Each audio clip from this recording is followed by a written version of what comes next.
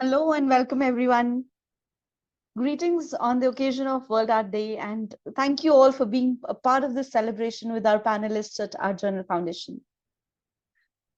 As it's time and we begin the celebration for this, we talk a bit about what World Art Day is. It is celebrated on April 15th every year to honor the contribution of artists and promote the importance of arts in our lives. And at Art Journal Foundation, we celebrate arts every day. And this becomes an occasion for us to gather together and cheer this wonderful art community. Many of you have been a part of this community already, and for those who've joined us for the first time today, here is a brief introduction about Art Journal Foundation. With a vision to create and spread awareness about the importance of the process of development of art and the endeavor to create specialized pieces that integrate diverse disciplines, Art Journal Foundation aims to bring together resources and platforms for both students and teachers to invoke creative thinking that leads to creation of a masterpiece.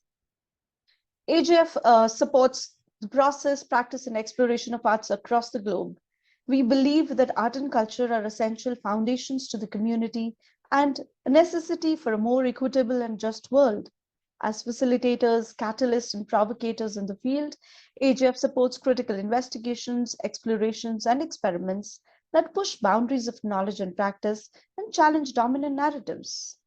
I'm Ruchira Banka, an educator for 2 decades now, and the director at Art Journal Foundation, who strongly believes that the right art education can transform the complete educational system.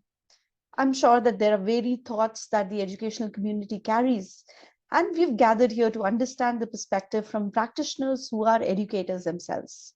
Let me take this opportunity to introduce to you our panelists for the day. Vaishak M. Raj. Vaishak is an IB Continuing Performing Arts educator and IBDP CAS coordinator at DPS International Edge, Gurugram, India. He's an IBIN curriculum developer, part of the enhanced MYP project, part of developing the MYP teacher support material. He is an IBIN program leader for the Middle Years program and the IBIN workshop leader for PYP, MYP, and the diploma program. Welcome to the session, Vaishak.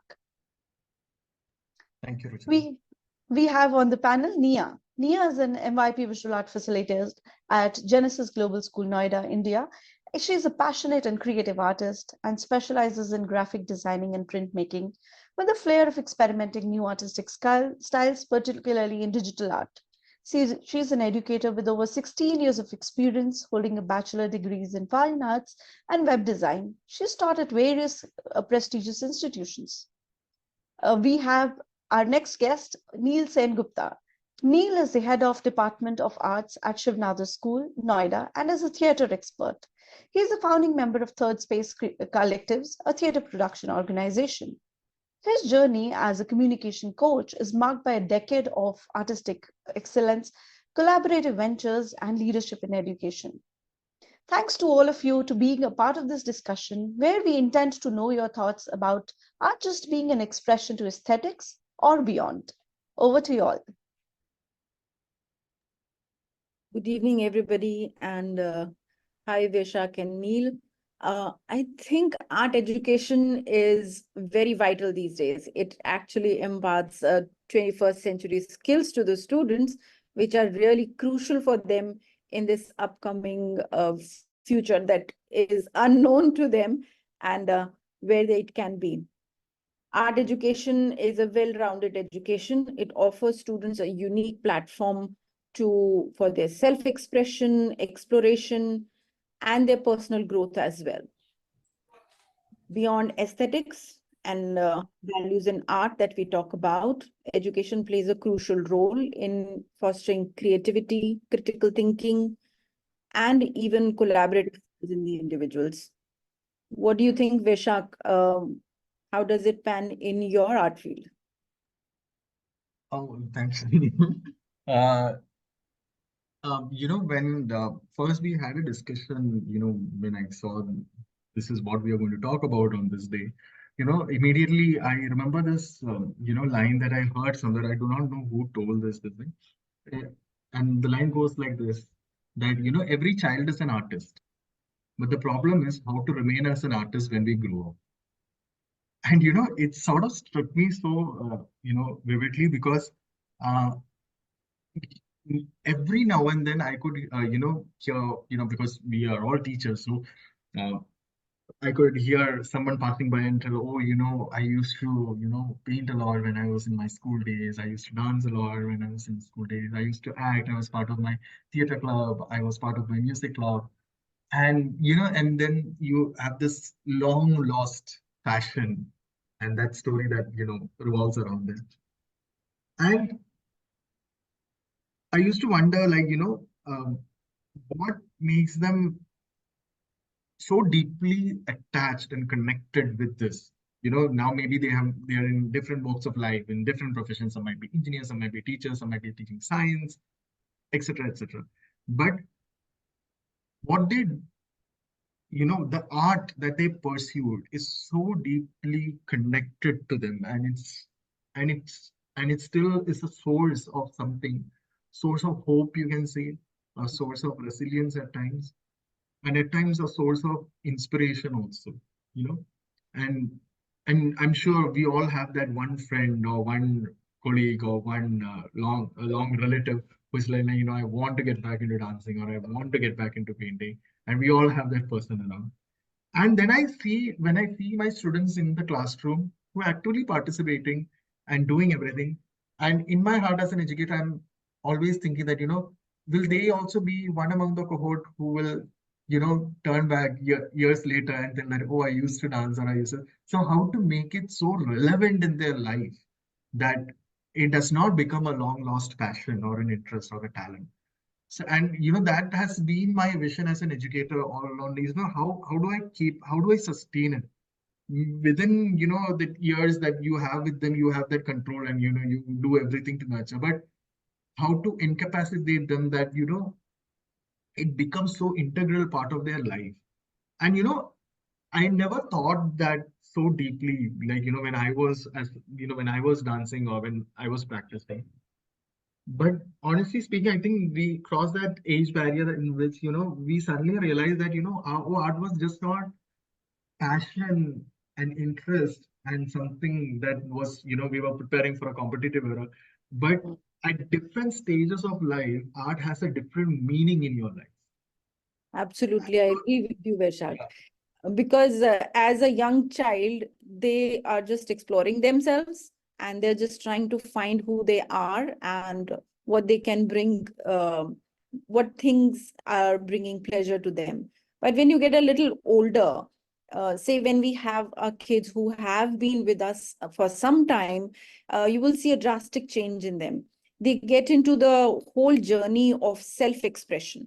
They want to express themselves so deeply that they are always engrossed into it. But that's the beauty of art. At different stages of life, it can bring back life to your personality, a life to back to your groundings, where you were and how you developed yourself as a human being. I think art always plays that role, knowingly or unknowingly. But nowadays we are trying to build in that in the students, for them to understand that they knowingly keep it within their lives, to have that comfort level and understanding. Within that, even just not just self-expression, it actually helps them to think deeper to why they do things and what all they are doing. Maybe in theater, something more can come. Neil, can you share something, your insights to it? Sure. Hi, everybody. Hello, Vaishak, Mia. Thank you so much. Thank you to Art Journal Foundation for organizing this. Happy World Arts Day to everyone. It's good to have a meeting of so many people. I'm sure they're all wonderful artists here. I would love to hear everybody's voice at some point. So in terms of, there's some very interesting words have already come up in this discussion. Connection, hope, resilience is some of the words that I sort of picked on from what the two of you were speaking about. The way, as an educator, I look at it is to look at, say, importance of art education. My big question is for whom? Like whose education? Because it seems, and you both have hinted at this, that in today's time, it is not just the young children who need this sort of arts-based education space. It's the adults as well who would strongly need it on a day-to-day basis. I'm right now in Bangalore, and I'm working with an aerospace technology company, and their sort of whatever CEOs and directors, and working on communication. And through art, what we are sort of figuring out is that all of these people who are at the top of their game are deeply wounded individuals, very deeply hurt in their childhood, not given enough space to nurture, bred in a very competitive space, pushed into vocational courses and degrees and competitive exams at a very young age when they were not ready for it. And most of the choices they've made in their lives were not their own. They were choices other people have made for themselves. So they've reached a point where they are really successful, but they don't know what's next. And we started it as a communication workshop, but art has soon become like a therapy space for everybody there.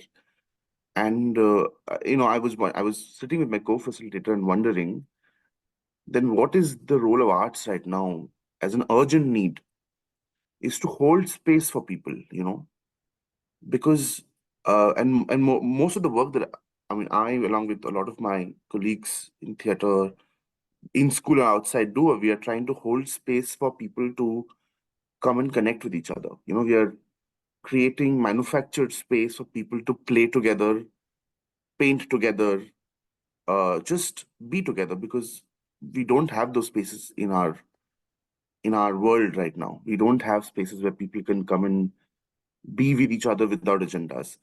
So arts has become that non-agenda space where there is no competition, there is no fighting. It's a different matter that arts there's a lot of fighting, but at least people where people hold space for other people, there isn't that much. And I think in today's time, the arts has a huge role to play for frontline workers, for soldiers, for corporates, for educators, for politicians, for a lot of other people of other professions. And I think children, yes, because the three of us do work with children quite a bit. But as all of us would have noticed that we need arts as a huge education space. And by education, I don't mean a degree education, because that's not what we do in school, right? We are not just there our subjects don't give them a degree only. They also give them a space to express themselves, to creatively think, to critically engage with ideas. And that is in dearth in everywhere in the country. Where is a critical space in this country? Where do three people sit down and talk about an idea critically? Our cafes or our roadside places or our society clubs are not those spaces anymore. So therefore, our art clubs, our painting clubs, our theater workshops and dance workshops are becoming those spaces. So I am inviting everybody here who's an educator to think of how do we hold space for many, many people, not just children, because there's a dire need for us to collaborate with more well-being specialists, to more mental health experts. For example, I have a small thing I want to say before we move on to more education specific, child education specific conversation, is that post the pandemic, an entire country just pretended everything is okay and moved on. We were like, okay, done, next thing. And none of us took the time to just go back and process what happened and how we coped with it and what was that space like. We saw as educators what children went through, and all of us use arts to help them through. But what about teachers and parents and other people who have gone through same tragedy? As a country, did we have public accountability or public accountability is a big word, but commemorating spaces for an epic tragedy at scale of pandemic? And I feel arts can do that. Public art can take us there. If the role of arts is to help us look within, and then therefore be able to dust make the inner outer mirror more transparent, then we are too less people for our big job. So it's better a good time to come together to create a big do big things. Yeah. So Nia, that's my thought. But in So, terms of please when you go say ahead. about pandemic, a very interesting thought came to my mind.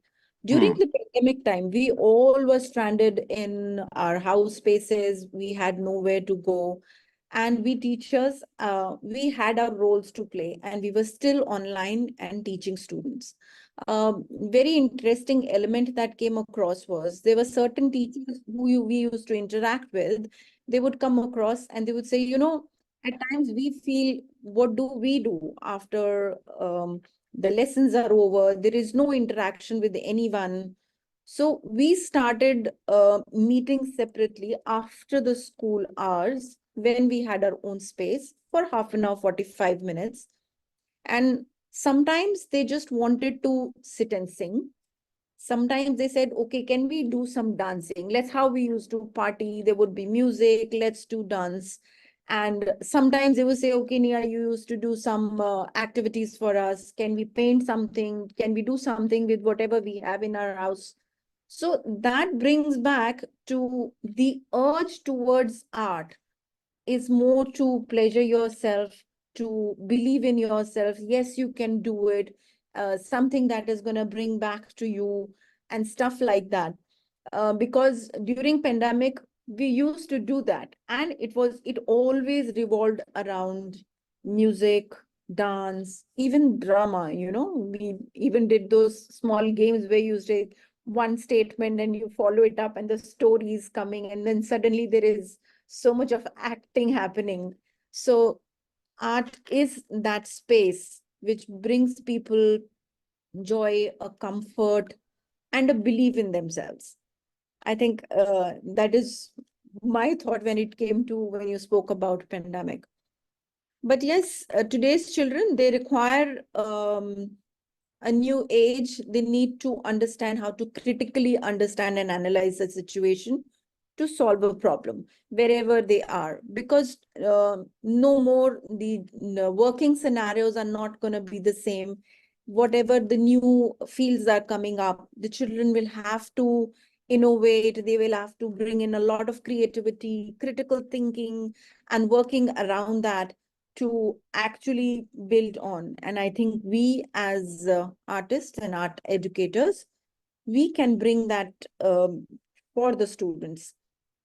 Very simply, I would say, when I discuss with the students and we are analyzing an artwork, so we see what the artist has made, and then we are like 5 students standing, and everybody has a different thought and idea behind what they're watching, So the visual impact is different for everybody. Now that comes from the background, the whatever understanding and knowledge background that you come from, you interpret the things differently. But if a child is listening to everybody sitting over there, they get an understanding how there can be different perspectives. How can there be different ways to understand and think about an art piece? That gives them a room to think out of the box, how they can do things differently and how they can innovate with the situations. Anyone who has more thoughts about it, who wants to add on to our discussion, please feel free to join in. Vishak, you want to? Yes. Oh, not synchronized. Okay. Okay. So I was very closely listening to both what Neil and Nia was speaking. And this is something that I've asked many artists and senior dancers who've been practicing also. The concept of artists as leaders. Yes. Uh, you know, because like I don't know if you agree with me or not, but I believe the real art always comes from the most vulnerable place in you. It really comes from that unspoken, unseen area that you hold really, really within. So when I'm dancing, or maybe when Neil is painting, or when Neil is acting, you are at the most vulnerable point. You are really not having shields there. You're at your really vulnerable point. Now, artists who are, so with a lot of vulnerability comes a lot of sensitivity also. Like, we get, you're suddenly, because all the shields are wide open, so everything and anything can really, really affect you. So with that kind of vulnerability and sensitivity, sort of tussling in between, because leadership asks you to be that, very strong and, shielded at times, and all that. So I always used to have this doubt as artists as leaders. How will artists as leaders look like? Because when you're talking about a pandemic, or when you're talking about any global crisis, it's basically our lives are decided by people in power, basically, who we acknowledge and or we see as leaders. So I used to have a lot of discussion about artists as leaders, and how things will look. But on those discussion, I found that two main qualities. One, I truly believe as an educator also, artists as leaders, you develop two major things, I think so, which is quite required for any leader. One is empathy, and the second is humanity. So I always believe the greater purpose of education is to add more humanity in people. If you are able to add an ounce of humanity in one person or one child, the purpose of any education is served. And I think art does that better. It really makes them vulnerable. It makes them sensitive. It adds empathy. It adds humanity to them. Second, what Nia was talking about, is also interrelated to this, is appreciating and acknowledging perspectives. I think a lot of time wars break out, and all the political turmoil that we see around is just because that we are just not, one person is just not able to acknowledge or appreciate that the other person has an opinion or a perspective. So the ability to understand that, okay, my perspective is right, but so is that person.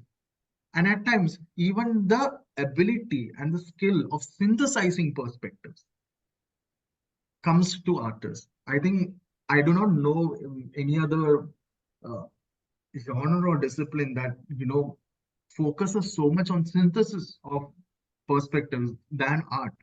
Because everything you have a sort of, if I talk in terms of science, you have four models of the atomic theory, and none of them thought that we'll all come together and make another a unified version or something. Very rarely that happens, but in art you can see that I get inspirations from different parts of the world, from different cultures, from different disciplines, and there is always that possibility of synthesis, acknowledging and appreciating different perspectives and viewpoints.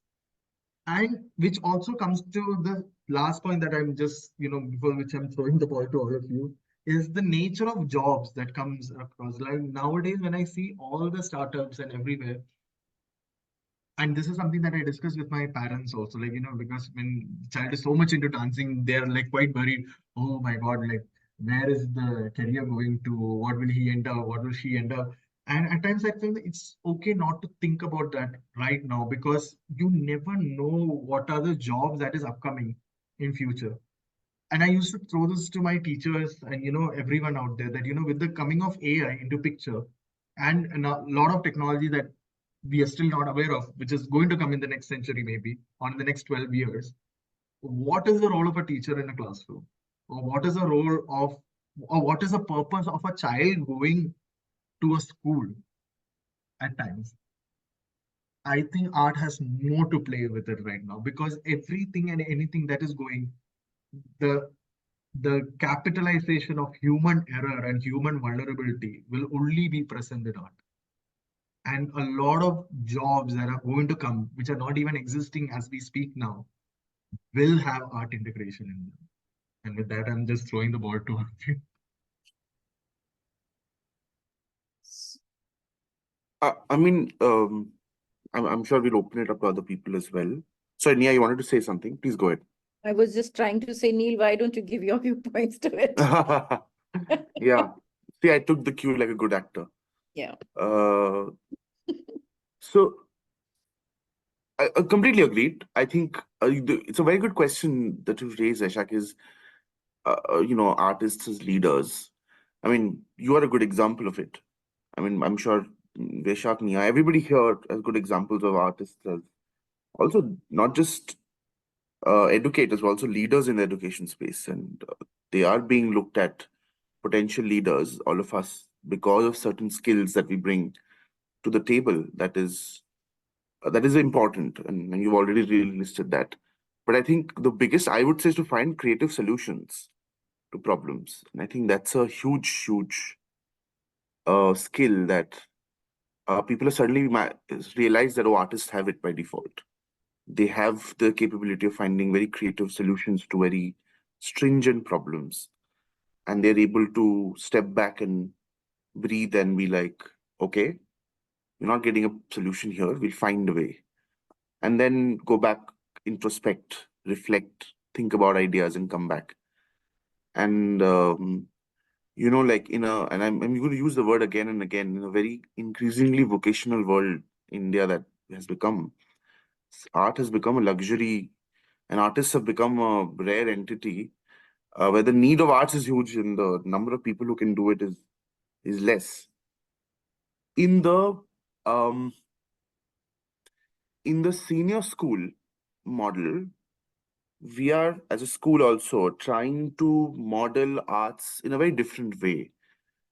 In a few years ago, it's actually year before last, all of us had to sit down and really think about how we want to communicate the arts at the senior school level, because it was suddenly, our messaging had become more about, it's a nice space for you to be in. When you're stressed, you can use arts.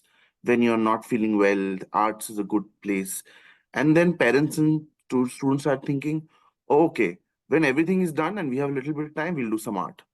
It's a hobby that needs to be done when everything else is, when no other problem is around. And we just wanted to, arts is not a stress buster. Arts itself is a vast area, and there are a lot of disciplines that people are studying, and it's a fairly competitive market out there. And how do we? So we had this conversation about how do we repackage it. Our career guidance in head, Ms. Nitina Dua, she had this very interesting take on 21st century learners, and she said, increasingly when I see our alumni coming back, and the more I go out and meet people have, and like us here, all of us here, people have stopped having professions. People today have micro professions. So no human will be say, like pehle kehte the na, that we are a banker, or I am a whatever theater teacher, or I am a scientist. But young people today, who we lovingly call the Gen Z, will say, well, I am a banker in the morning, then I play the guitar in the evening, then I am a bartender at night. And I have 3 or 4 things. And they are not professions, there are micro engagements in their lives. And there are multiple roles that they have, the multiple identities. And in that sense, they are able to hold multiple ways of engaging with the world and earning money out of it. And art is increasingly giving that space to them. The number of people who have taken arts-based careers and courses outside school for us has increased by 300% in the last 4 years. We did some data crunching very recently. Till about 2021, we had only about 14 students who had taken up arts-based university courses. That had jumped to now about 43, 44. And last year, we had about 18 students who take arts-based courses, design, of course, being the highest among them. So it is not just, students are not just taking arts as a hobby, but they're also taking it as a serious course. And the biggest advocacy that I think that is required is with parents, because they are from our generation of thinkers, and they're still stuck at the time that we are stuck in. And their concerns are very real. Because this is the last point I want to make about this thing, is that we have, most of us here, and we can talk about it when everybody speaks, have come from very small towns and cities and migrated to bigger cities. And with that, we have come with a lot of insecurities and a lot of threat. When I came from a very small town of Jamshedpur in Jharkhand, and my transition to a big city like Delhi is full of threats. So I had to really fend for myself to be an artist. And I completely empathize with a parent who would think an arts cannot feed you food. Absolutely. And we know as artists how difficult it was for us to feed ourselves. But we are doing the dirty work so that the next generation can, find it easier. But that we have to advocate to the parents really well. And we have to, like, बढ़ चढ़ के, tell students and parents that, there are possibilities in the arts, and that's how we should do it. Yeah, that's my thought about senior school and leaders, because we also have this feeling now that we will make the next vice presidents and the next CEOs are going to come from our privileged schools. If that is our role, then we better prepare them well. And art should be a big part of their lives, because otherwise our country is going to be in a bit of a trouble if these people are not well educated. Yeah. So I see there are some interesting thoughts that are coming in the chat. Can I ask you people to share your thoughts in the meeting, and we can hear you out? Initially, I think Ms. Meera, she had posted something. Art is a therapeutic because it assesses psychological and emotional aspects within us. Would you like to say something? A couple of words. I've found teaching adolescent students particularly helps with the therapy that art can give a normal human being. For one, it helps them express themselves. And I think that's crucially one of the aspects that is still missing in Indian society, where we are unable to say what we want to say. If, for example, say somebody, a young child discovers that he or she is gay, these are all serious issues of life. They're the basis of who that student is going to be. But our society is just not ready for it. And parents, absolutely not. So while my heart goes out to those people, the family who have to deal with these kind of issues, adolescence itself is complicated enough. And when you can let them not just use it as a stress buster, as was said recently, but to encourage them to express themselves. You don't have to put it up on a display board. You don't have to share it with anybody else. You don't have to show your parents what you drew. Just use it as a means to help yourself.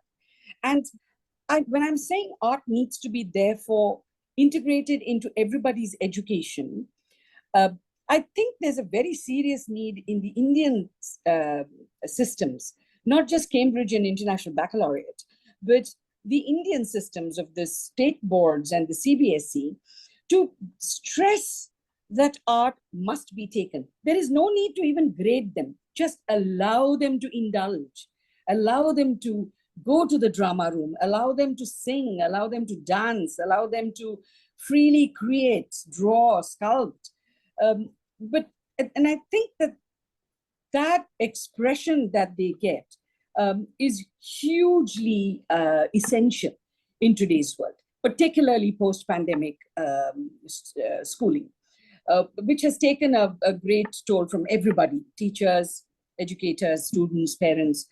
And one of the things that must therefore come into practice is a more serious role of art in the Indian schools.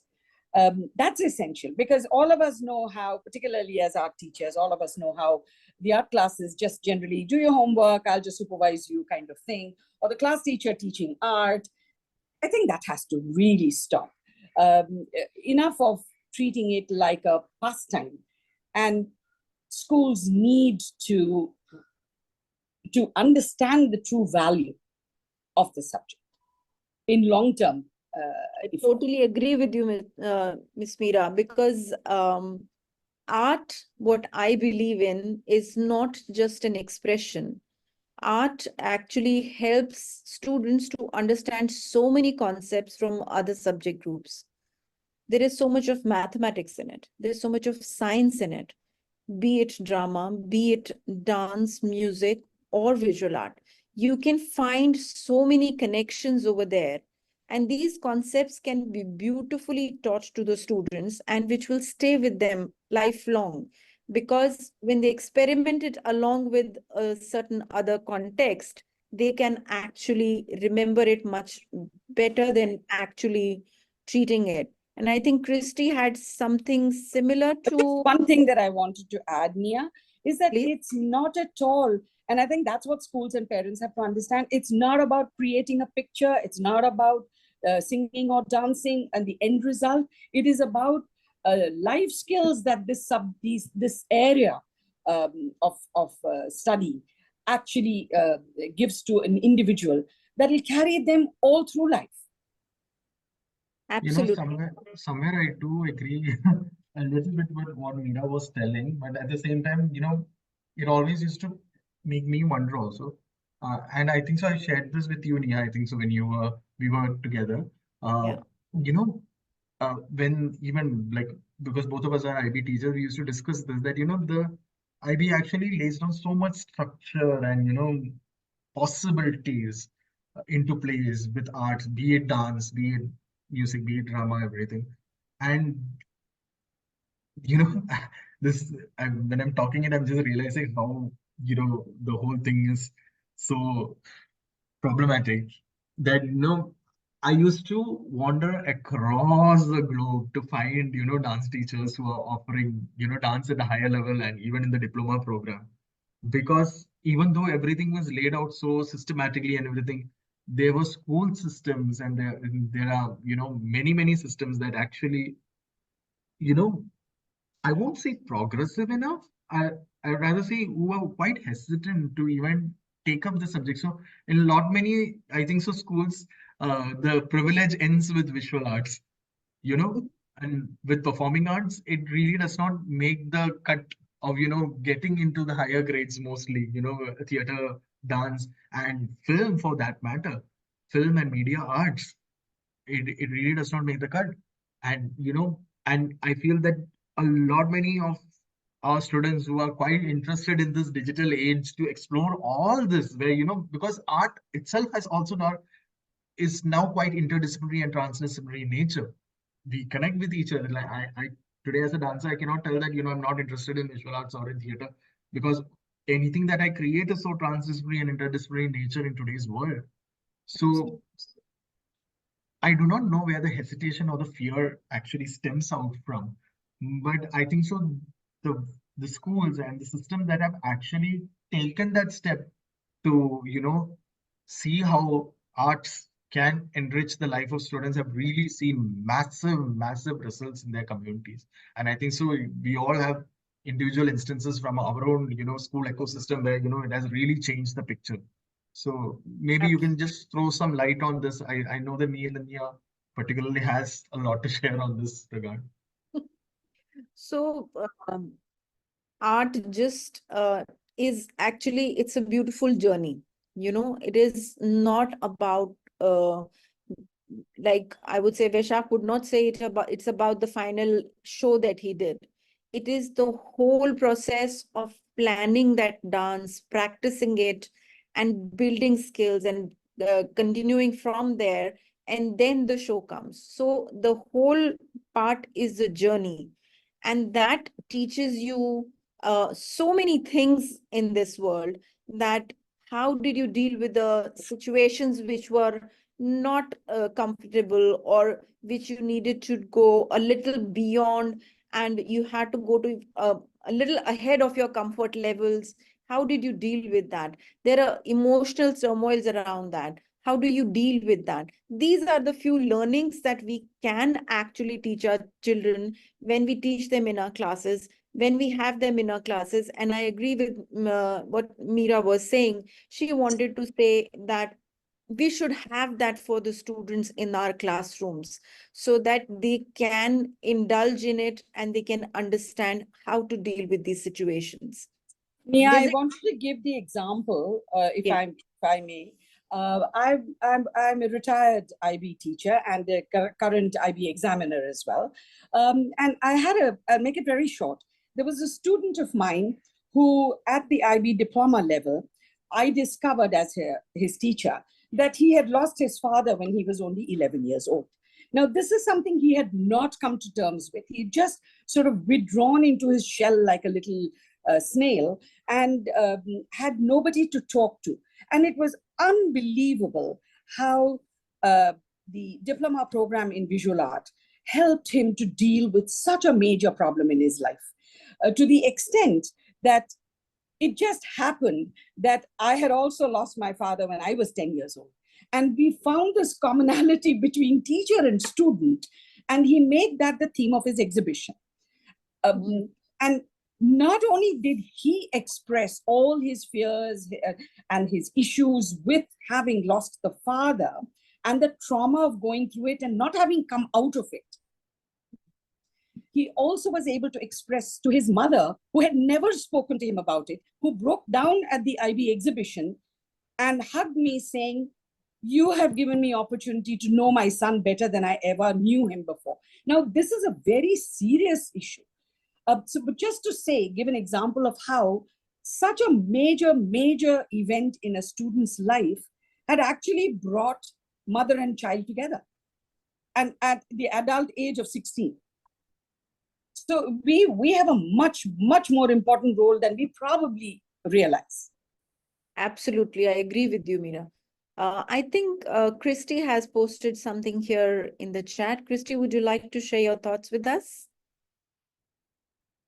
Is she there? Hi. Yeah, I don't think there's much more to add to that. I was just typing another message. But there's a whole sort of topic of art as a therapy and art therapy. But really the main thing is as a teacher, my goal is to provide a safe space, especially nowadays for the younger generation, a safe space for them to investigate who they are, and for them not to feel as judged as they are in other subjects where there isn't that clear right and a wrong, like in maths and science. And if they have that safe space, they're risk takers, they develop that as a skill.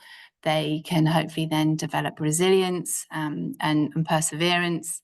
And they're all life skills. Like I'm always saying to them, but what you're doing here, yes, it's art, but these are life skills that you're going to take with you. It's not just a piece of painting. It's not a painting that your parents maybe want on the wall, or maybe the principal of your school wants. It's you. It's what you gain from it. I mean, we just had the DP exhibition, and I was actually packing up an installation with a student who she recalled the dinner party, and she really dug down very, very deep into her family, and it was a big emotional roller coaster for her.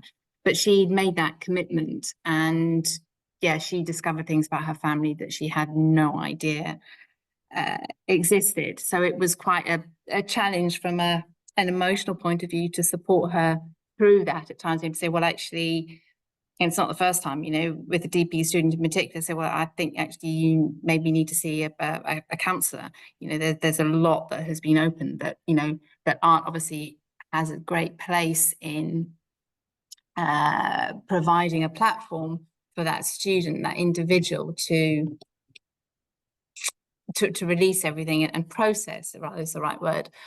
But yeah, what art can open up in anyone, but I think in particularly the students at this young age in a very, very busy world, is at times quite scary as a teacher, but yeah, overwhelming, and is just a clear example of why we've got to provide these spaces for the future generation to study, to experience art. We have to promote it more and more.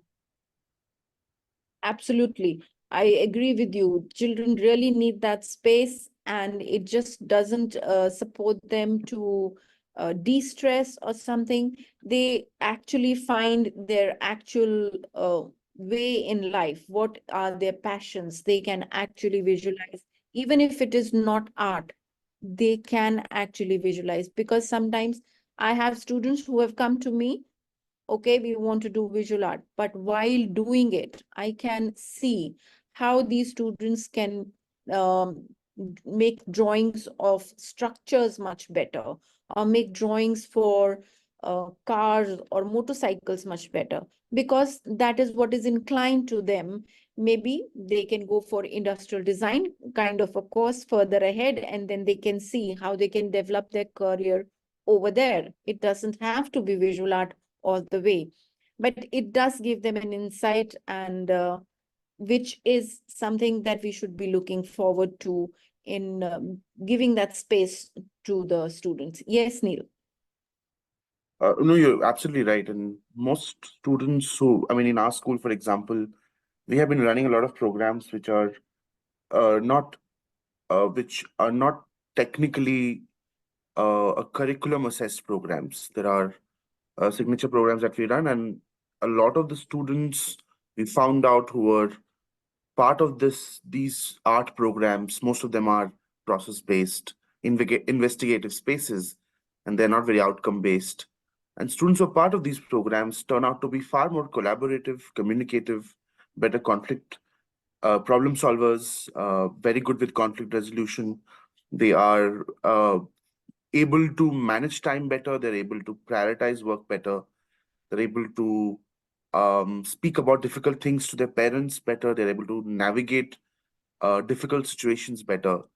And I mean, uh, life skills are essential skills, and that should be top priority of education systems in India, which isn't. But I would also like to highlight another thing, two things very quickly before I pass it on to other people. One is the dire need of good arts teacher training spaces. And I'm also looking with one eye towards the AJ Foundation and other people who need to very urgently create these spaces for more and more teachers from across the country and the world, where there is more certification. I mean, if I right now open up a forum and say how many arts teaching institutions or universities exist in India, I mean, we won't even finish one hand of counting.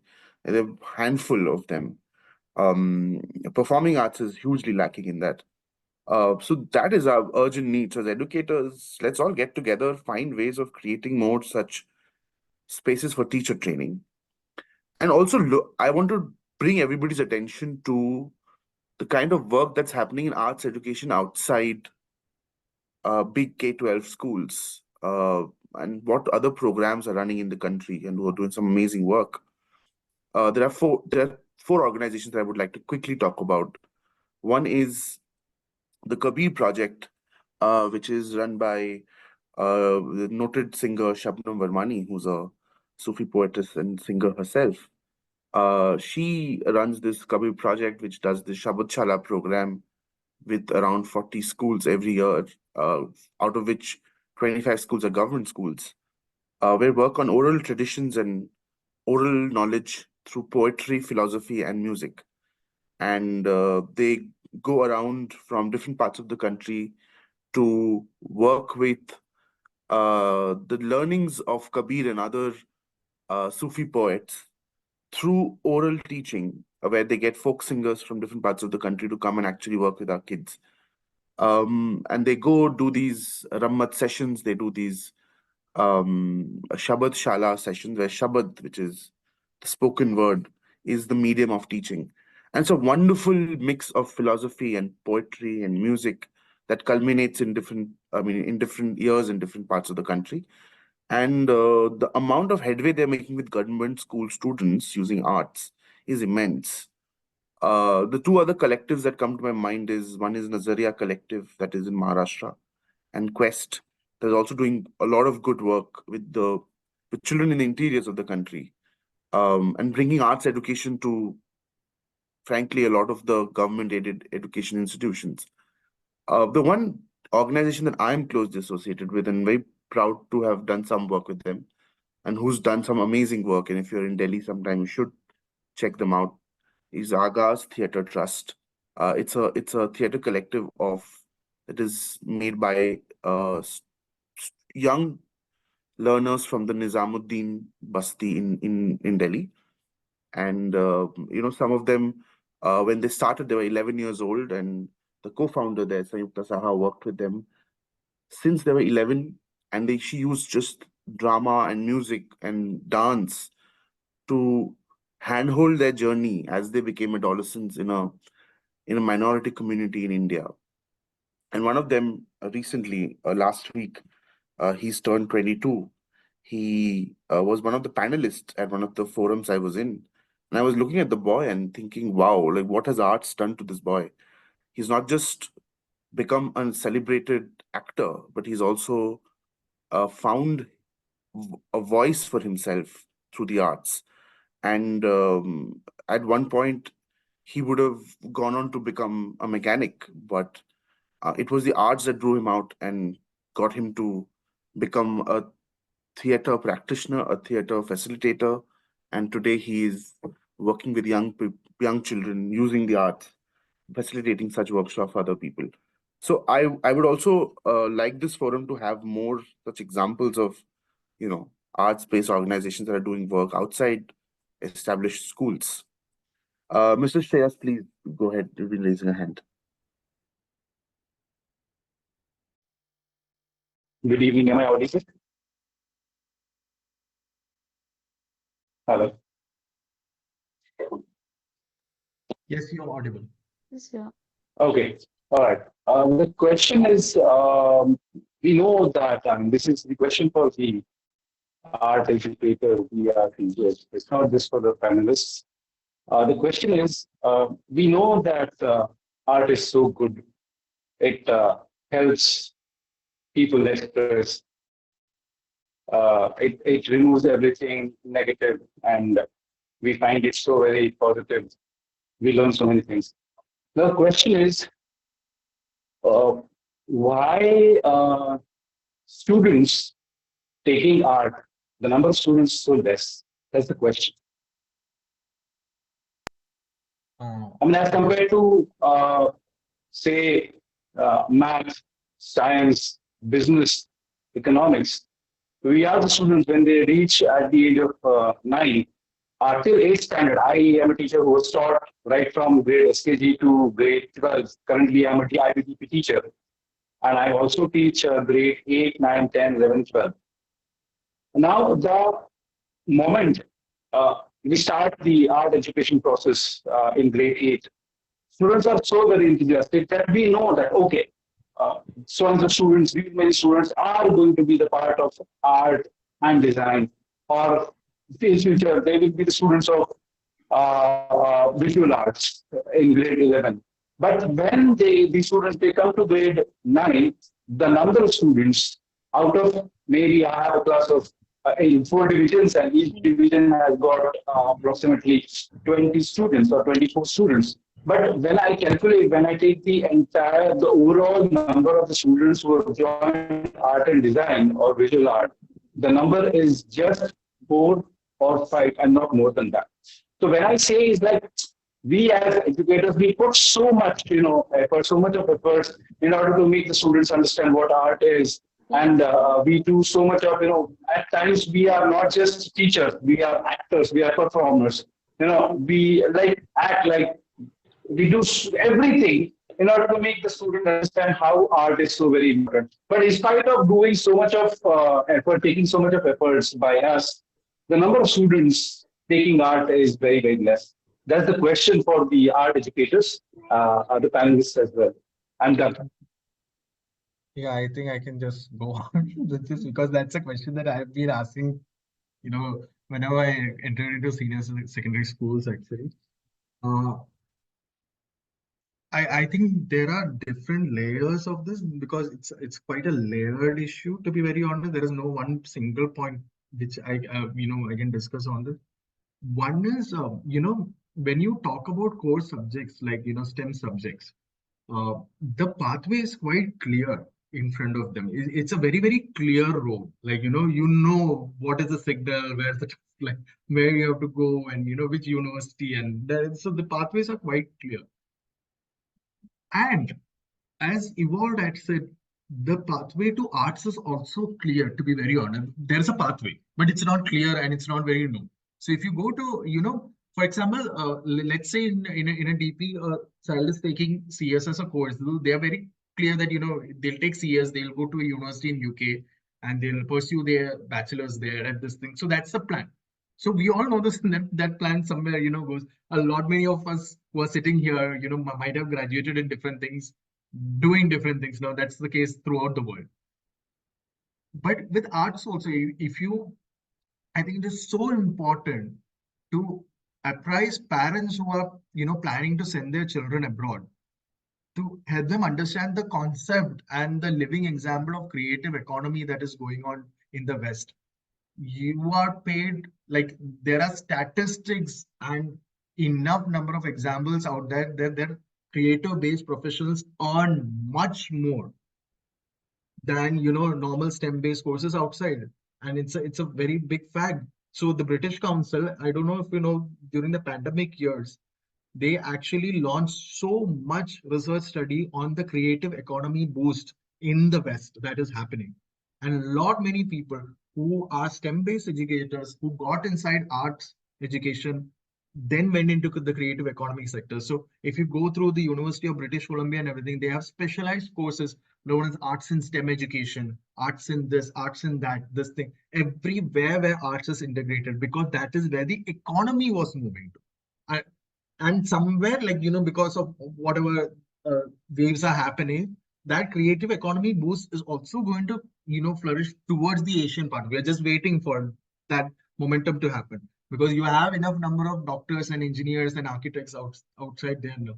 Now what professions do you have? You have more creative professions. There are people who are working on content creation who are earning much more than any CEO is making out there today. So the nature of professions have changed. So somewhere, the career counselors and whoever is apprising have to really show the picture, not based on pre-assumptions, but based on statistics and data, that these are the possible professions that can come into place.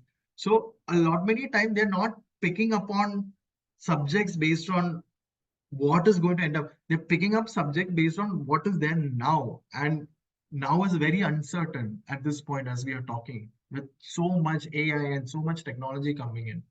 But arts-based profession, where, like I told you, where human vulnerability and human error can be capitalized and can be, a new pathways, will always remain as greater jobs in the future. So that is one, there is no proper guidance and appraisal towards art-based education. Though we are artists, like we offer it in courses, but when the child comes in, okay, can you just show me a pathway, like going forward, which university to take, where to go after that, what are the possible jobs? I think that backward planning we should be able to give from our side, telling that, are you planning to go abroad? These are the options. Are you planning to stay in India? These are the options. Now you choose. So that clarity should be given to them. I think a lot of the confidence on the parent really comes with us, to be very honest, because we have to have that role of the career counselor plus the art educator at times. So that is number one. Second is, of course, the fear of unknown always, because I don't know how many people in their families might have taken an art space and who have become success stories, or, at least not even success stories, but doing well. So that can be another layered reason. And third reason is the set context that the traditional system of education has done to our generation, that, it is part of an extracurricular activity. It is part of something extra. It's not part of the main thing. So, which has changed. The world has moved on so fast. So, with that, I'll just pass the ball. It's just 1 minute. Yeah, I think that was actually very well put across, Vaishak, about why students are not taking art so prominently. And coming from the Indian background culture, we have. So that means, like,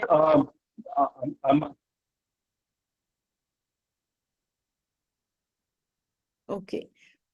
So it is more like from our background and culture, people think about take maths and science, you can go to IIT, become a doctor. So they have a very set pathway and vision to look at for the students or for their children. That is what the parents also look at. So that is the key, but how to deal with it? Yes, Vaishak has given us a little insight to it, how we can deal with these situations, whom do we look up to, and how do we do that? Mr. Ashok, you wanted to say something to that? Hello everyone, good evening. Hello sir. Actually, I have two questions. Before I'll ask question, I'll share something.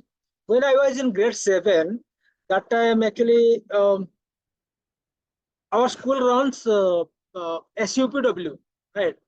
That time I draw 3 objects like a fish, a radish, an onion.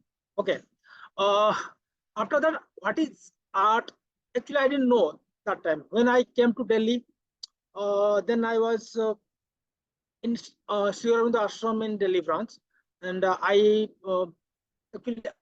got trained from paper recycling unit and about paper recycling, textile.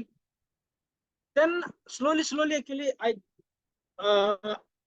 got that about art. So my question is, what is the difference between an art educator and an artist? This is the one question. That because I was thinking about that question before coming to the session. And another question is there necessary, if we'll assess a child, if we will assess a child, so why it is necessary in I'm talking about art field. It can be visual art, it can be performing art. Okay. Why we will Need to assess the child. Yes, yeah. Okay. So The first I think question- your second question answers your first question if you see it that way. Neil, you want to? No, I was saying that the first question is another panel discussion altogether. It's one full hour of work. Yeah. Because I think I know what Ashok sir is trying to point towards, because we keep confusing the two. And, like in India, because of the dearth of training spaces, every artist is assumed to be a good arts educator, and that's not true. And you might be a great artist, but you might not be a good art educator, because, Yes. I mean, for first things first, an educator needs to hold space for other people, and an artist sometimes has a tendency to hold space for themselves first. So you need to, that's a rewiring of an artist's brain to hold space for other people to do better than they are. Of course, when there are lots of other differences that we can go into, but I would make a big difference between the two, between an artist and an arts educator. I have seen fantastic artists being not so good arts educators, but I have not seen the other. I've not seen fantastic art educators not being great artists. I think that's a requirement.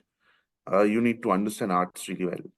As far as assess is concerned, I think Nia and Vaishak are better people to answer that question about, should the arts be assessed? Is arts always assessed? Is structure important? I think arts is always assessed, not just because of grades, because when we have to open the discussion, I'll just quickly think, because we are running out of time. When we talk about the idea of resilience, like why do we tell that art build resilience? Because art is the only place where you're judged, you're assessed continuously. Like, whether you're in a school system and assessed, or whether you're an outside artist, your art is always on assessment. Like, formally, informally, directly, indirectly, it's always on assessment. So when whether we exhibit our art, that also is an assessment, if you see. Assessment only, yeah. You go to an exhibition, you say this art piece was good or that was bad. It's an assessment. When you go to a show and you say that performer was dancing much better than the previous one, you are doing an assessment. So it is assessed at some point of time, somehow or the other, with somebody or some else doing it. But yes, I totally agree. It is very difficult to assess art at school levels for the students. I think it is very subjective. There is very difficult to create a balance between how to assess this art. I think that again is a different discussion to go, how to assess art and should we do it or we should not. I think we're running out of time. I'm on the point that it should be done if you really need arts education to be serious in a system, because what that actually these two, all these questions are interlinked. What Shreyas was asking, how do they take it seriously and how do they move forward? You need, but why are there grade system in place? Because that makes the system what it is. And people, people like to follow systems and procedures. That's how every part of the world works. Unfortunately, the artist's mind works in a very different way. But if you want arts education to be seriously taken place, people need to see quantitative and qualitative data that can lead them from one point to another. So I think those systems are there in place with that reason. I think so as art educators, I think so we've not capitalized on it quite well. With that, I'm closing. Okay, I think I must pick up from here.